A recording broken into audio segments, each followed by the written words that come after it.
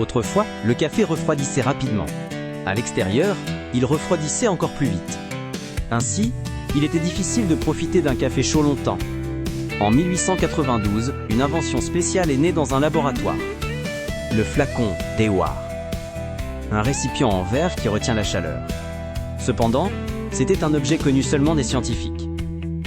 Celui qui a changé cela était le verrier Reinhold Burger. Burger a enveloppé le flacon de métal, le rendant utilisable dans la vie quotidienne. En 1904, le premier thermos est lancé dans le monde. Le thermos s'est rapidement dirigé vers les pôles. En 1914, une expédition en Antarctique est partie avec un thermos. Dans la tempête de neige, un café chaud était une question de survie.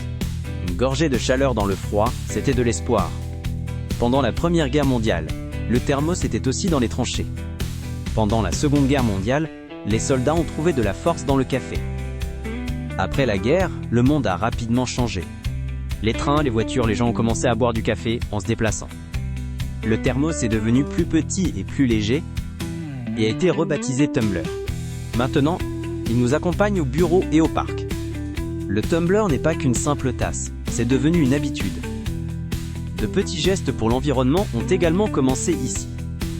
Tous ces changements ont commencé avec l'imagination d'un simple verrier.